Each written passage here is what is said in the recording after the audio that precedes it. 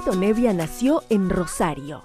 Músico, compositor, fundador del rock argentino, Nebbia fue uno de los primeros en apropiarse y cantar en español, ese ritmo que hasta entonces solo sonaba en inglés. Desde los 8 años se dedicó a la música. A los 15 integró Los Gatos Salvajes y luego formó el mítico grupo Los Gatos, con el que grabó La Balsa, el primer gran hit del rock nacional. Autor de canciones como Solo se trata de vivir, Nueva Samba para mi tierra, Viento dile a la lluvia y Quien quiera oír que oiga, Nebbia fue un pionero en acercar el rock al folclore, al jazz y al tango.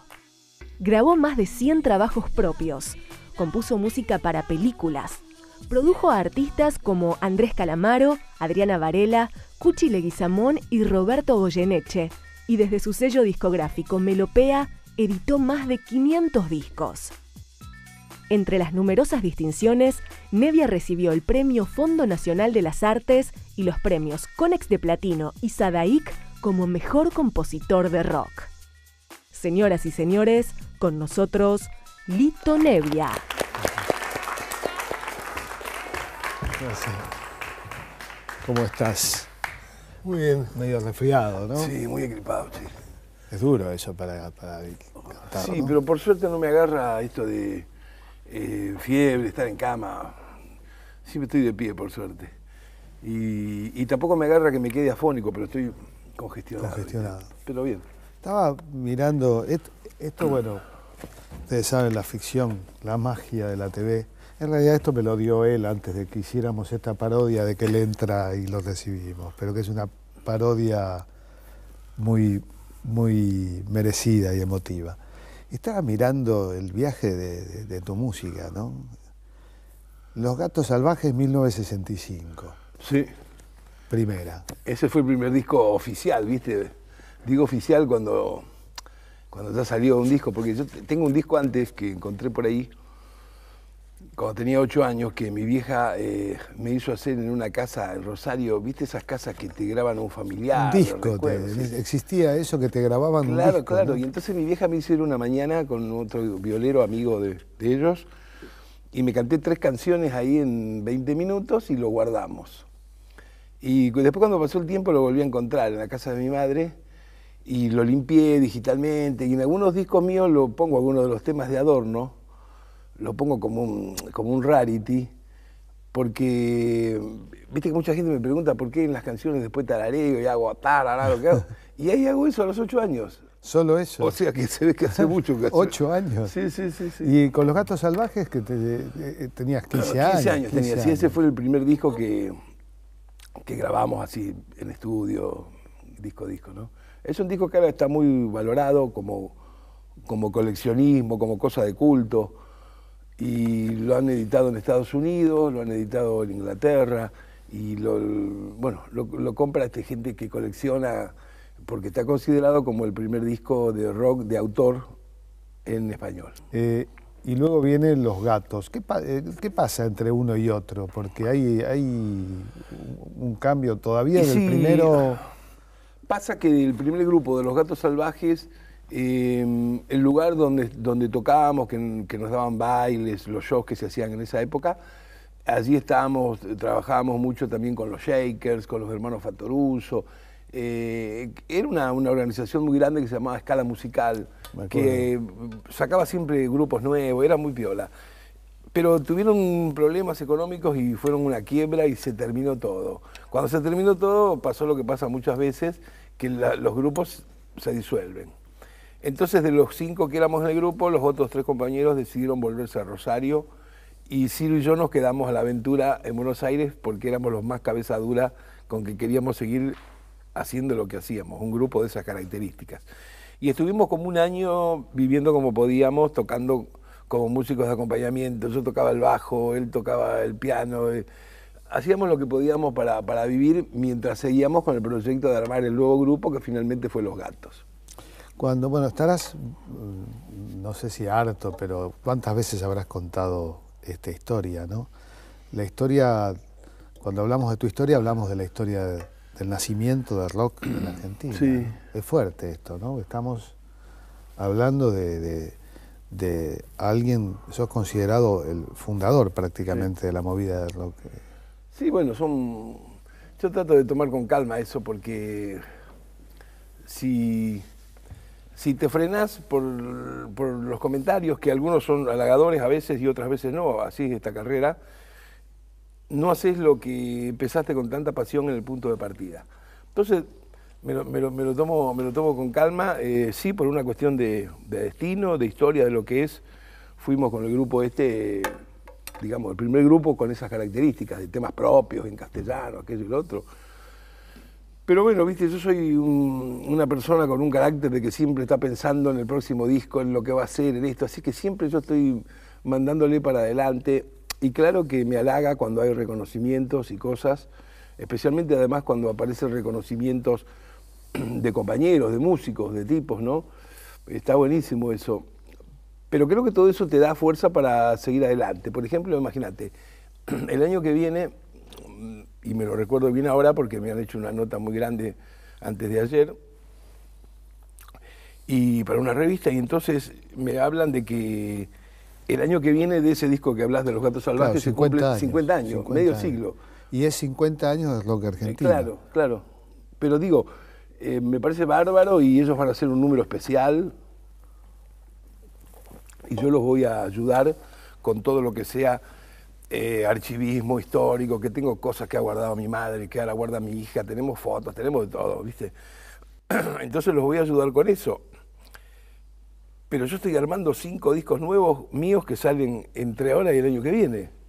O sea que mi acento como ansiedad de trabajo, de cosas, está siempre en las cosas nuevas. Y no es porque no me guste lo anterior, está bárbaro. Pero bueno, ya lo hice, ¿no? Hay algo que marca a muchos artistas en la Argentina. En el cine se ve de una manera muy concreta, pero también en la música, ¿no?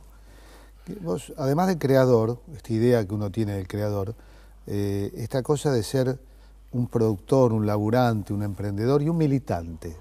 No, Sí. no digo solamente un militante en lo político, que sé que tenés compromiso político, pero un militante de lo tuyo. Es como que para poder crear tenés que militar también, ¿no?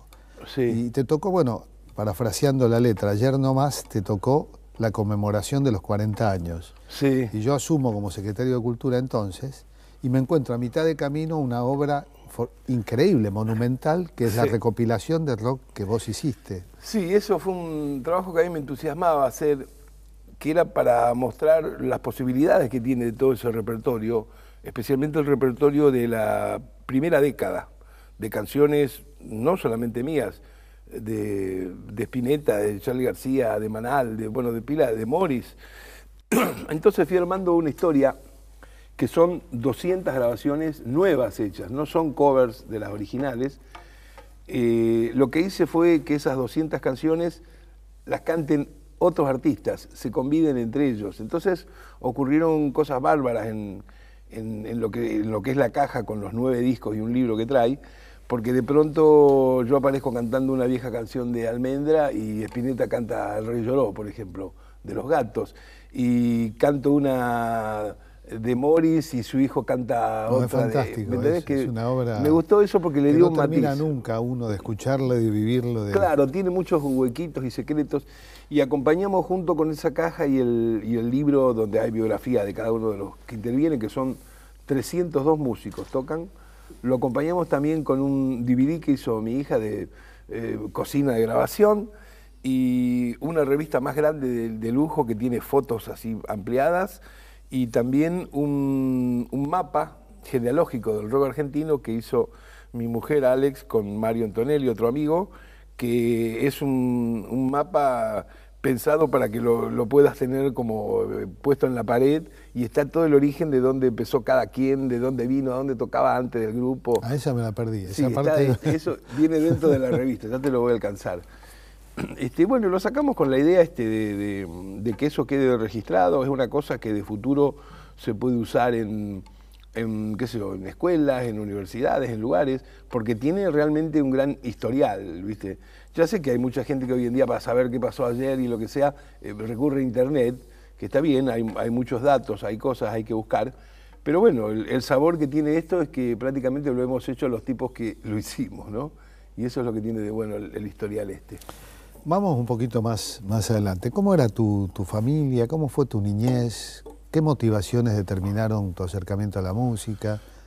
Mira, yo tuve la suerte que mis viejos eran músicos, yo era hijo único, y en mi casa de lo único que se hablaba todo el día y cosas que se hacían de chico era de música y de cine, todo el día, pero una obsesión ya, ¿viste?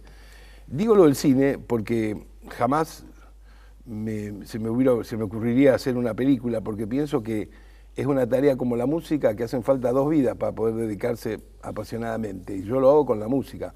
O sea que lo único que hago cuando puedo con el cine es cuando me sale música de películas. Pero conozco de cine como de música, soy muy maniático, sé quién es el iluminador, el fotógrafo de dónde fue, bueno. Y veíamos con mis viejos, para que te des una idea, a mis 6, 7 años, 12 películas por semana. Parecía que nuestra casa era un cineclub y en realidad nosotros vivíamos en una pensión, ¿entendés? Entonces era todo el día la música, porque donde vivíamos en la pensión mis viejos daban clases de música, yo estaba con otros amigos que de lo único que hablábamos era de música, y cuando venía la noche nos íbamos a los cines, que en esa época en Rosario había 3 cines que no existen hoy en día, que finalmente venían a cumplir un papel como de cinéfilos, ¿viste? Porque eran unos cines que daban el lunes 3 películas, el martes otras 3, el miércoles otras 3 y de jueves a domingo otras 3 que eran más nuevas. Pero te estoy hablando de que el material de película que daban era puro thriller, western, John Ford, Howard Hawks, Sam Peckinpah, qué sé yo, era de la mejor calidad. Y a mí me gustaba todo eso, entonces me sabía el nombre de los compositores de las bandas sonoras, coleccionaba los programas. Una cosa mezclada entre la edad que tenía, pero también iba recibiendo un nivel de buen gusto, de poder darme cuenta qué pasaba, con la música y con el cine. Así que siempre cuento de que fue como una situación privilegiada la mía, porque no tuve este problema que existe muchas veces, que alguien quiere ser, no sé, quiere estudiar ballet y los padres quieren que sea, qué sé yo, dentista, ¿no? No tuve ese problema. Es muy importante que vos lo que has pensado de chico que querés ser, encima a tu familia le guste y te apoye. Te da una fuerza muy grande. Porque si vos no tenés ese apoyo, esa fuerza de entrada, tenés, cuando salís en tu adolescencia a hacer lo que querés, tenés el problema del mundo que hay siempre cuando empezás a hacer algo, y tenés el problema que traes de atrás, ¿no es cierto? De que en tu casa tampoco les gusta que hagas eso. Acá yo, por suerte, no tuve eso. ¿Qué música tus viejos qué hacían? Mi viejo fue el primer cantor melódico que hubo de boleros. Estrenó muchísimas de las canciones que hoy en día son clásicos de Luis Miguel. La Puerta. Los boleros centroamericanos, cubanos. Los mexicanos más que nada. Los clásicos, que hoy son clásicos. Los de Agustín Lara. Agustín Lara. Rosario en esa época, igual que ahora. Qué compositor, ¿no? Agustín Lara me tenía en brazos cuando venía Rosario. No. Claro, porque ¿sabe qué pasa? Rosario era en ese momento, igual que ahora, mucho músico, pero en esa época estaba abierto el puerto y dominaba la mafia. Entonces era un lugar donde las orquestas, cuando iban a tocar, las orquestas de tango, no iban a hacer un recital, se quedaban 2 semanas, ¿entendés? En muchos cafés había orquestitas, todo el tiempo había música. Y mi vieja era la pianista de la primera orquesta de tango de mujeres, que se llamaba Orquesta Típica de Señoritas Los Colonos. Los Colonos era un bar que estaba en Sunchales, barrio súper pesado, que no le gritaban. Porque había frigoríficos por ahí, ¿no? Claro, claro, el fondo de todo está el Swift. O sea, había cuchillo ahí en esa zona, donde hay frigorífico, claro, hay cuchillo. Entonces, Rosario, fíjate que tiene esta característica, que Rosario es un lugar que no quiere ser Buenos Aires, y no es tampoco propiamente dicho el interior, ¿no es cierto? El tipo que se viene de Rosario para tocar, por ejemplo, acá, tiene bien claro que tiene que traer algo nuevo, alguna forma nueva, que no tiene ningún sentido correr esos 270 kilómetros para venir a hacer algo que ya alguien lo hizo acá, en la música te digo, y en otras cosas también, en poesía, en literatura. Sí, bueno, en tantas cosas, ¿no?